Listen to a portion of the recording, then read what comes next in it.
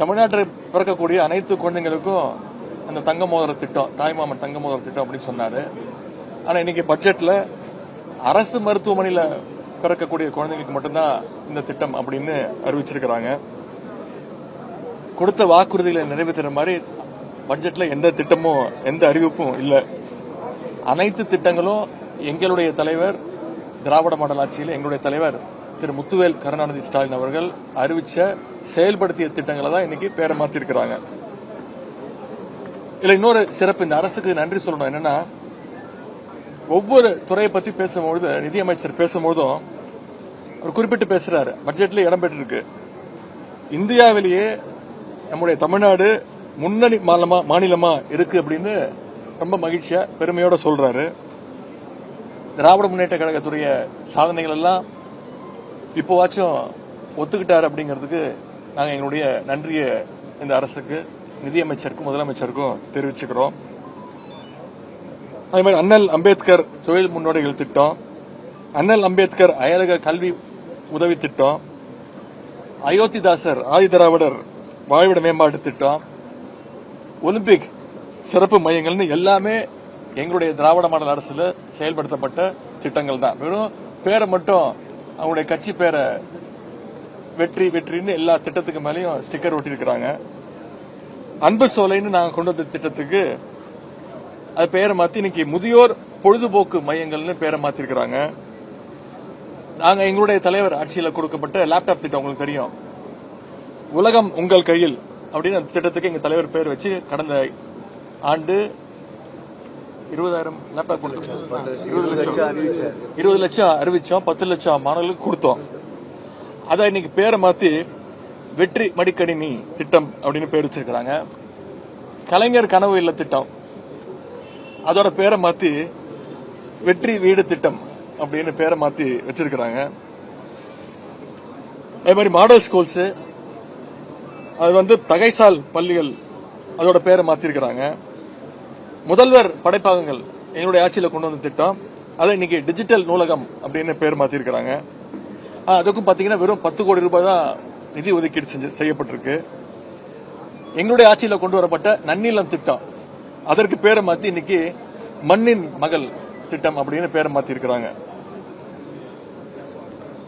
தேர்தலுக்கு முன்னாடி எங்களுடைய தலைவர் தலைமையிலான அரசு தாக்கல் செஞ்ச பட்ஜெட்ல கல்வி, சுகாதாரம், தொழில் வளர்ச்சி, இப்படி பல்வேறு சமூக நலத்திட்டங்கள் இருந்துச்சு. ஒவ்வொரு ஆண்டும் கல்வித்துறைக்கான ஒதுக்கீடு எங்களுடைய ஆட்சியில, திராவிட மாடல் ஆட்சியில பாத்தீங்கன்னா கடைசியா தாக்கல் செய்த பட்ஜெட் 48,500 கோடி ரூபாய் கல்விக்கு எங்களுடைய தலைவர் ஒதுக்கி இருந்தாங்க. இப்போ அதை குறைச்சு, முதன்முறையாக குறைச்சு 44,500 கோடி ரூபாய் தான் இந்த முறை ஒதுக்கி இருக்கிறாங்க. நாங்கள் தொடர்ந்து சொல்லிட்டு இருக்கிற மாதிரி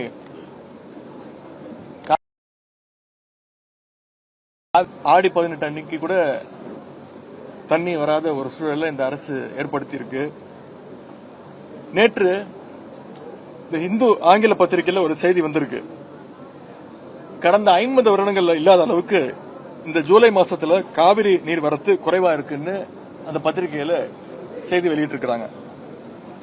மேகதாது அணை கட்டும் கர்நாடகாவை தடுத்து நிறுத்துறதுக்கு இந்த ஆட்சிக்கு வக்கு இல்ல, தைரியம் இல்ல, வேடிக்கை பார்த்துட்டு இருக்காங்க.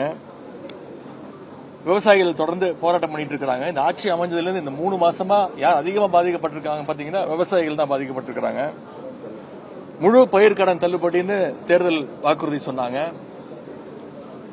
ஆனா இப்ப அதுக்கு ஒரு கண்டிஷன் போட்டு 50,000 ரூபாய் வரைக்கும், 50,000 ரூபாய் தானே,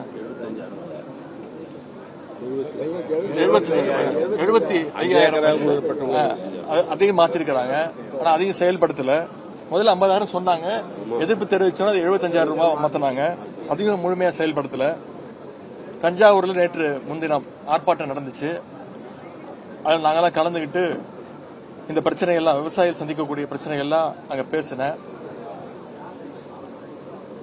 அதற்காக நேற்று என்னை வீடு புகுந்து கைது செஞ்சாங்க. கைது செஞ்சு எப்படியெல்லாம் அலக்கழிச்சாங்கன்னு ஒட்டுமொத்த தமிழ்நாடு பார்த்துச்சு. குறிப்பா சட்டமன்றத்தில் எதிர்க்கட்சி தலைவர் என்ற முறையில் இந்த பட்ஜெட் பத்தி நாங்க எதுவும் கேள்வி கேட்டக்கூடாது, அதே மாதிரி டைவர்ஷன் டாக்டிக்ஸ், விவசாயிகளுடைய பிரச்சனையை டைவர்ட் பண்ணணும்னு நேற்று அந்த நாடகத்தை நடத்தினாங்க. என்ன மட்டும் இல்ல, தொடர்ந்து திராவிட முன்னேற்ற கழகத்துடைய சட்டமன்ற உறுப்பினர்கள் ஒவ்வொருத்தரையும் கைது செஞ்சிட்டு இருக்கிறாங்க. அதிமுக சட்டமன்ற உறுப்பினர்களை பார்த்து பர்ச்சேஸ் பண்ணிட்டு இருக்கிறாங்க. திமுக சட்டமன்ற உறுப்பினர்கள் மட்டும் இல்ல, இளைஞர்கள் ஜென்சி திமுகவினரையும் வலை வீசி தேடி குறிப்பாத்து டார்கெட் பண்ணி அவங்களை எல்லாம் கைது செஞ்சிட்டு இருக்கிறாங்க, வழக்கு தொடர்ந்துட்டு இருக்காங்க. ஏன்னா இந்த ஆட்சியில அவ்வளவு பிரச்சனைகள் இருக்கு, ஒவ்வொரு நாளும் அவ்வளவு பிரச்சனைகள் இருக்கு. அதையெல்லாம் திசை திருப்ப இந்த கைது நடவடிக்கைகளை இந்த அரசு எடுத்துக்கிட்டு இருக்கு. கடந்த 100 நாட்களா சட்டம் ஒழுங்கு பிரச்சனை சந்தி சிரிச்சிட்டு இருக்கு. குழந்தைகள், பெண்கள், வயதான பெண்கள், இவங்க இப்படி யாருக்குமே இந்த அரசுல பாதுகாப்பு இல்லை. அரசு ஆட்சிக்கு வந்த பிறகு கடந்த 5 வாரத்தில் மட்டும் 4 லாக்அப் மரணங்கள் நடந்திருக்கு. 5 சாதி ஆணவ படுகொலை நடந்திருக்கு. இதெல்லாம் தினசரி செய்திகள்ல நீங்களே ஒளிபரப்பிட்டு இருக்கீங்க, மக்கள் பார்த்துட்டு இருக்காங்க. ஆளுங்கட்சியை சேர்ந்த சில பேர் குற்றம் செய்வதற்கு லைசன்ஸ் வாங்கின மாதிரி அவ்வளவு குற்ற செயல்ல ஈடுபட்டு இருக்காங்க. துணிச்சலோடு தைரியமா செயல்பட்டு இருக்காங்க. பழனி கோயில் நில மோசடியை பார்த்து இன்னைக்கு ஒட்டுமொத்த தமிழ்நாடு அதிர்ந்து போயிருக்கு. இந்த அரசு ஆட்சிக்கு வந்ததும் மின்சாரம் வரதுல முதல் நாள்ல இருந்து பிரச்சனை. இப்போ இபி பில் மிகப்பெரிய ஒரு பிரச்சனையா மாறி இருக்கு. கிட்டத்தட்ட 3.5 லட்சம் குடும்பங்களுக்கு வழக்கத்தை விட பல மடங்கு அதிகமா இன்னைக்கு இபி பில் வந்திருக்கு.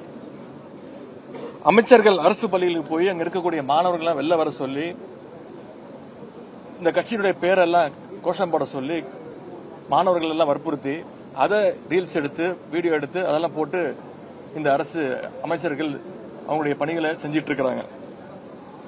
அது மட்டும் இல்ல, இந்தியாவே நீட்டை எதிர்த்து போராடிட்டு இருக்கு. அதை எதிர்த்து இந்த அரசு எந்த விதமான நடவடிக்கையும் எடுக்கவே இல்லை. அதற்கு மாறா போராட்ட மாணவர்கள் மீது தடியடையை இந்த அரசு நடத்தியிருக்கு. விலைவாசியும் உயர்ந்துட்டே போகுது. அரிசி விலை பல மடங்கு அதிகமாயிருக்கு. ஆனா இதையெல்லாம் கேட்டா முதலமைச்சர் பதில் சொல்ல மாட்டாரு. முதலமைச்சருக்கு பதிலா பொதுப்பணித்துறை அமைச்சர் பதில் சொல்லணும் அப்படின்னு ஒரு முதலமைச்சருக்கு ஒரு முன்ஜாமீன் வாங்குறாரு. இந்த மாதிரி ஒரு நகைச்சுவைய இந்திய ஜனநாயகம் எந்த மாநிலத்திலையும் எந்த சட்டமன்றத்திலையும் பார்த்திருக்காது. நேற்று பொதுப்பணித்துறை அமைச்சர் பேசியிருக்கிறாரு. அது அவைக்கு முன்னவர் தீர்மானம் கொண்டு வரணுமா, எதிர்கட்சிகள் ஏதாவது கேள்வி கேட்டுச்சுன்னா அதற்கு முதலமைச்சர் பதில் சொல்ல வேண்டிய அவசியம் இல்லையா, இவங்க தான் பதில் சொல்லுவாங்களாம். இதற்கு எதற்கு முதலமைச்சர் அவைக்கு வரணும், இதுக்கு எதுக்கு நாங்கெல்லாம் அவைக்கு வரணும் அப்படின்ற கேள்வியை பத்திரிகையாளர் நீங்க இந்த அரசை பார்த்து கேட்கணும்னு கேட்டுக்கொள்கின்றேன். கொடுத்த வாக்குறுதிகளை நிறைவேற்ற டைம் வேணும்னு முதலமைச்சர் கேட்டார் ஆட்சி அமைஞ்சோன்னு. இந்த பட்ஜெட்ல அதையாச்சும் சொல்லுவாங்கன்னு எதிர்பார்த்தேன். ஆனா அதை சொல்வதற்கு கூட அவங்களுக்கு டைம் இல்லை, இன்னும் டைம் கேட்கறாங்க. எனவே நடக்க போற கூட்டத்தொடர் முழுவதும் ஆணித்தரமாகவும் உறுதியாகவும் மக்கள் பிரச்சனைகளை நாங்கள் திராவிட முன்னேற்ற கழக உறுப்பினர்கள் எங்களுடைய தலைவருடைய அறிவுறுத்தல் பேர்ல பதில் சொல்ல நாங்கள் கேள்வி கேட்க ரெடியாக இருக்கிறோம். பதில் சொல்ல இந்த அரசு ரெடியாக இருக்க வேண்டும். நன்றி, வணக்கம். அதை பத்திலாம் கலைஞர் மகளிர் உரிமை தொகை திட்டம் பத்தி பேசவே இல்லை அவங்க.